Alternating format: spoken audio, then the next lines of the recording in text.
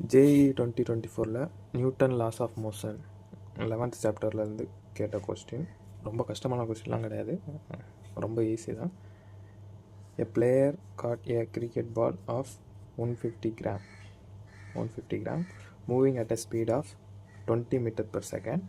If the catch process is complete in 0.1 second, the magnitude of force exerted by the ball and the hand of the player. இதில் எதுவுமே கஷ்டம் இல்லை, சின்ன unit மட்டும் change பண்ணணும், அவ்வளோதான். இந்த கிராமில் இருக்கிறத கிலோகிராமுக்கு மாற்றணும், அது மட்டும் கரெக்டாக பண்ணிட்டா ஆன்சர் வந்துடும். Force is equal to dp by dt நமக்கு தெரியும்.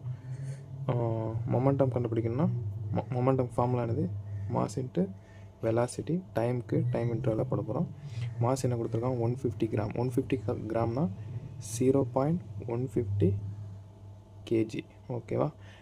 ஏன்னா ஆன்சர் வந்து எஸ்ஐ யூனிட்டில் கொடுத்துருக்கோம். அப்போ நம்ம எடுத்துக்கிட்ட எல்லாத்தையும் எஸ்ஐ யூனிட்டில் எடுத்தால் தான் ஆன்சர் நமக்கு கரெக்டாக வரும். டைம் வந்து 0.1 செகண்ட் கொடுத்துருக்கான், 10⁻⁻1 வச்சுக்கோம். வெலாசிட்டி 20. இப்போ இதை நம்ம எப்படி எழுதலாம்? 150 × 10⁻³ × 20.